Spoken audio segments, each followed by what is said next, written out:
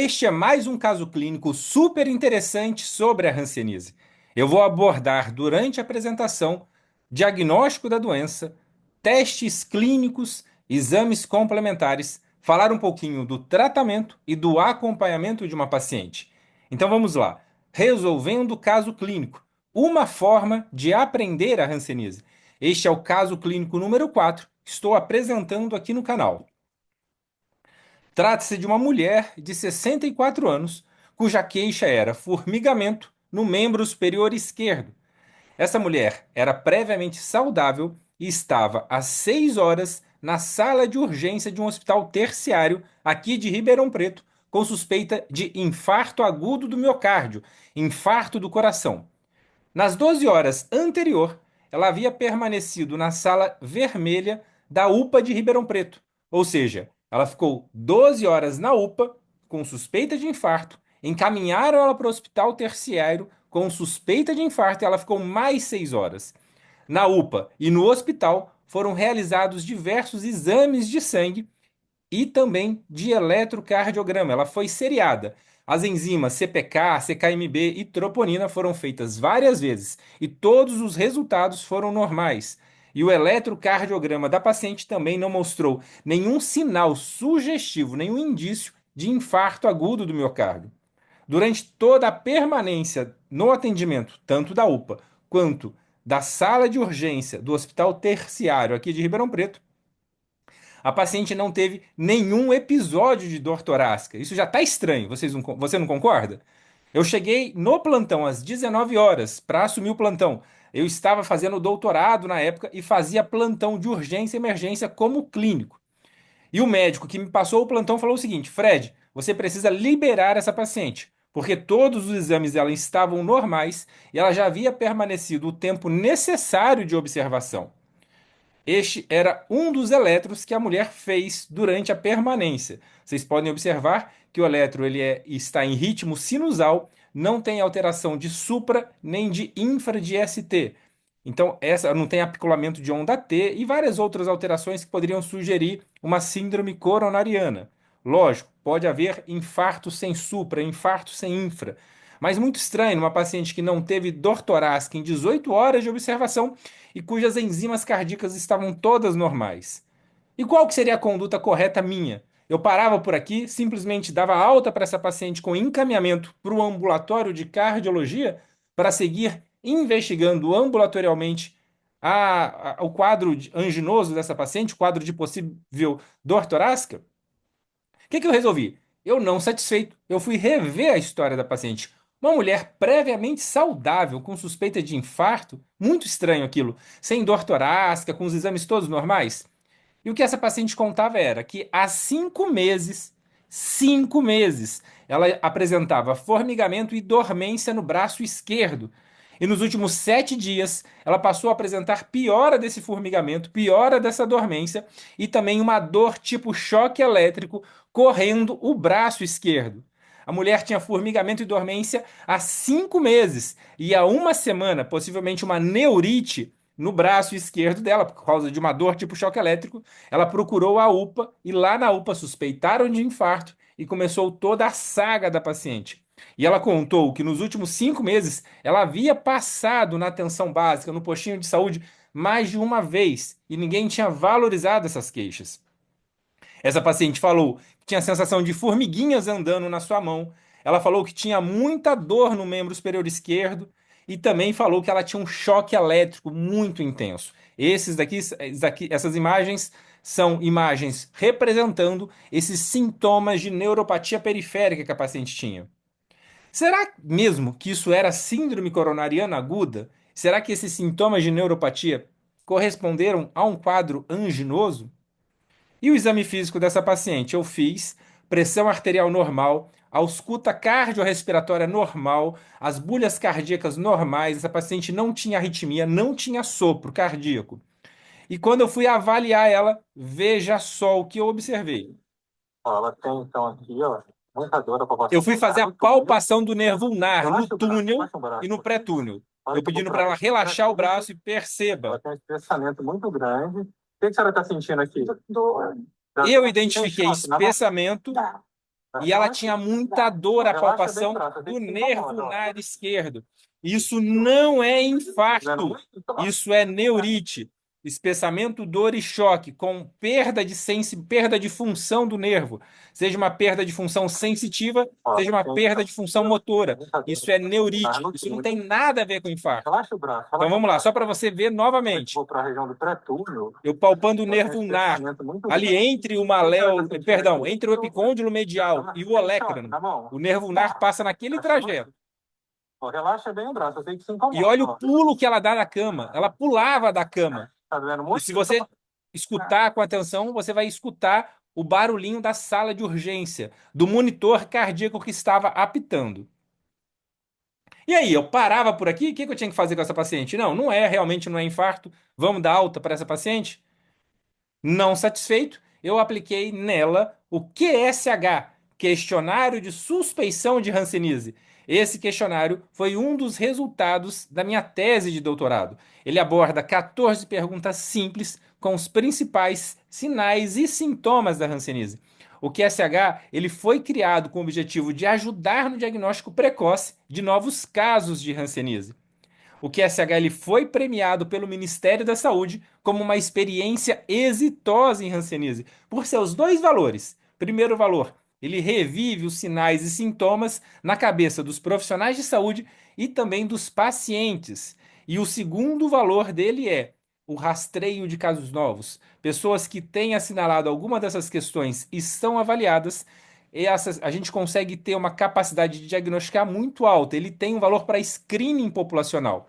E essa paciente teve o QSH positivo. Ela pontuou em três questões: dormência, formigamento e dor nos nervos, que ela relatava que era um choque elétrico. Eu, como um bom dermatologista, no plantão, como plantão de clínico geral, tinha um estesiômetro na minha mochila. E na sala de urgência aqui da Beneficência Portuguesa, eu fiz o mapeamento de sensibilidade tátil. E veja só, o limiar normal de sensibilidade para os pés é o monofilamento azul, que tem uma equivalência de 0,2 grama força. Essa paciente ela tinha pontos verdes e azuis, que são pontos normais, mas ela tinha uma neuropatia sensitiva, assimétrica e focal. E esta é a marca registrada da hanseníase. Perceba só. Essa paciente também tinha no braço esquerdo dela, na área do cotovelo, uma discreta hipocromia com perda de sensibilidade. Eu não tinha canetinha colorida no plantão, mas eu acabei marcando com a minha caneta Bic as letras dos monofilamentos. Então percebam aqui a letra V de verde, normal, que é o normal para a pele. VT de violeta, VM de vermelho, A de azul, ou seja, ela tinha uma perda de sensibilidade com pontos diferentes. E isso também é bem característico da hanseníase. E dentre os exames complementares, essa paciente eu dei alta e levei ela para o meu consultório particular. Eu atendi ela na sala de urgência pelo SUS, mas eu levei ela para o meu consultório particular de forma voluntária e fiz todo o seu tratamento e seu acompanhamento de forma gratuita. Eu fiz questão de tratar, de acompanhar essa paciente gratuitamente no meu consultório particular. Essa paciente ela tinha uma mancha hipocrômica no cotovelo esquerdo. Eu fiz biópsia de pele. E a biópsia de pele dela mostrou uma área hipocrômica sem nada de, sem nenhuma particularidade. Então aqui, alterações presentes são mínimas e inespecíficas. Ela tinha uma derme com alguns linfócitos perivasculares. E a pesquisa do BAR, né, a pesquisa da bactéria da Hanseníase pela coloração Fit-Faraco foi negativa. Isso já é esperado, porque geralmente a sensibilidade da biópsia de pele nessas hipocromias é muito baixa. Então a gente espera mesmo que não venha alterações tão típicas da hanseníase. Mas veja só, eu fiz o PCR para Mycobacterium leprae, que é a busca de material genético por biologia molecular, e foi positiva. Olha só, material biópsia de pele, PCR positiva. Eu tive a confirmação laboratorial da hanseníase.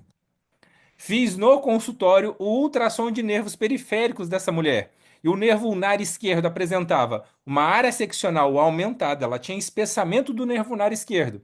Ecogenicidade pouco diminuída, o nervo dela estava borrado. A gente não conseguia diferenciar muito bem o que que era nervo, o que era tecido vizinho.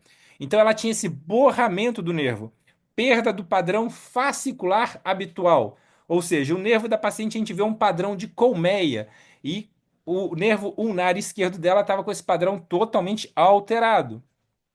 E ela tinha Doppler presente no pré-túnel esquerdo e com um aumento de vascularização perineural e endoneural, lá intrafascicular. Ou seja, eu demonstrei por ultrassom a neurite do nervo ulnar esquerdo. O nervo fibular esquerdo dela também tinha espessamento, também tinha assimetria de fascículos e também tinha Doppler presente na região intrafascicular, ou seja, ela tinha neurite não apenas do ulnar esquerdo, mas também do fibular comum esquerdo. E qual foi o diagnóstico dessa paciente? Eu concluí o seu diagnóstico como hanseníase dimorfa hipocromiante. Ela tinha apenas uma lesão de pele, que era uma mancha, uma área grande, estendendo ali do braço, passando pelo cotovelo até o antebraço proximal. Ela ficou como uma classificação multibacilar.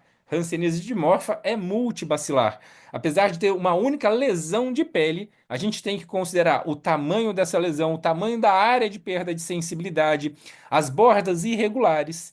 Essa mulher, ela teve 4 nervos acometidos no momento do diagnóstico. Ela tinha alterações morfológicas no ultrassom do ulnar esquerdo e do fibular comum esquerdo.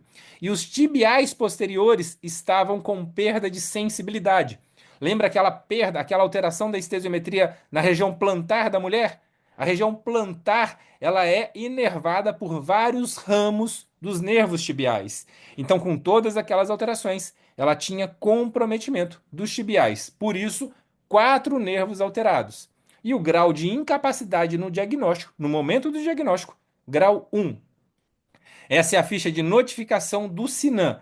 Todos os diagnósticos que eu faço de hanseníase são informados à vigilância epidemiológica, como como diz o protocolo. Essa paciente, o tratamento dela foi com o esquema convencional, com a cartela de poliquimioterapia, que é essa cartela vermelha, marrom. O pessoal antigamente conhecia como PQT multibacilar, que foi unificada. A gente não tem mais a diferenciação de multibacilar e paucibacilar no tratamento, é uma cartela única. Então, o correto de falar é PQTU, poliquimioterapia única. Essa paciente ela foi tratada com rifampicina, clofazimina e dapsona. Na dose mensal, que é uma dose supervisionada, ela toma 2 cápsulas de rifampicina, cada cápsula de 300, por isso 600 miligramas. 3 cápsulas de clofazimina, que são esses feijõezinhos aqui marrons, 3 cápsulas de 100 miligramas cada, então 300 miligramas de clofazimina. E um comprimido branco de dapsona, nas doses diárias, do segundo ao 28º dia, porque cada cartela tem 28 dias de tratamento. Ela usava uma cápsula de 50 miligramas de clofazimina e um comprimido de 100 miligramas de dapsona. Ela fez o tratamento durante 12 meses, 12 cartelas de poliquimioterapia. E como que foi a evolução? Eu avaliava essa paciente todo mês no meu consultório. Eu fiz estesiometria desta mulher todo mês no meu consultório. Esta é a área hipocrômica que ela tinha já após a biópsia. A gente pode observar que a biópsia dela já está cicatrizada. E olha que legal, ela teve uma recuperação de sensibilidade. Ao longo dos meses, aquela área que era violeta, que era vermelha, ela passou a ficar azul e verde.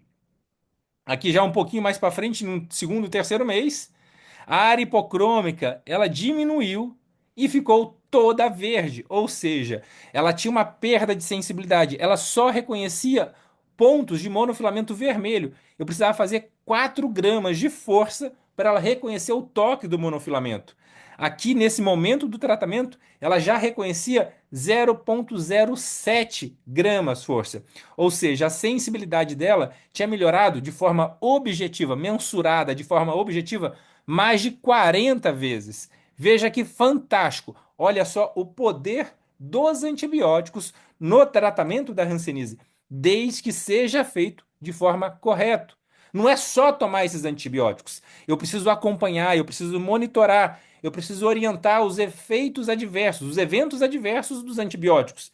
Eu preciso manejar adequadamente as reações rancênicas, as neurites, porventura eritema nodoso, porventura reação reversa.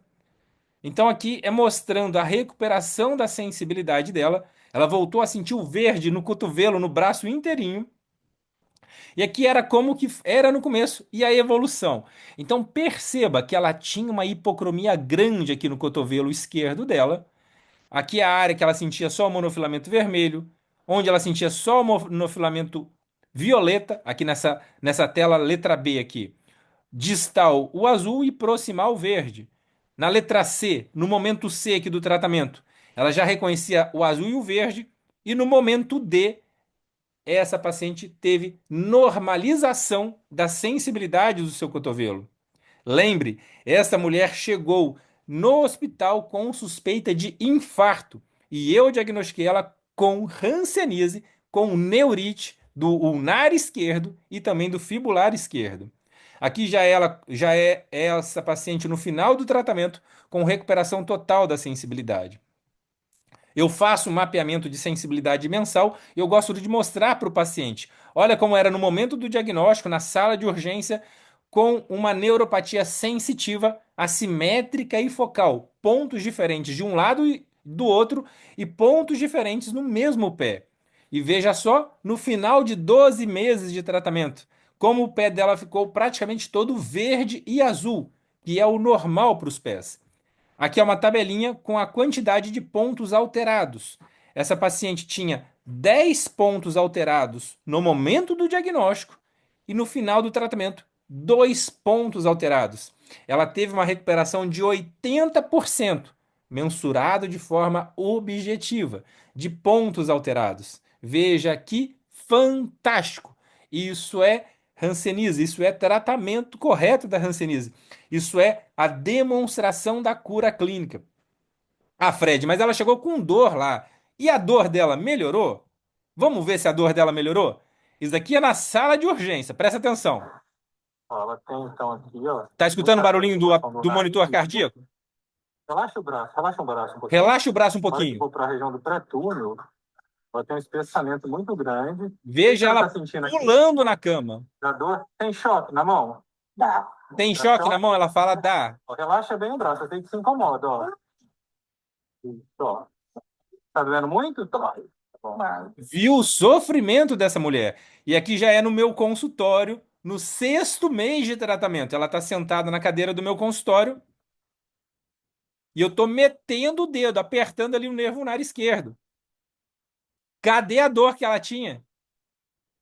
Eu cuidei dessa mulher como se fosse a minha mãe.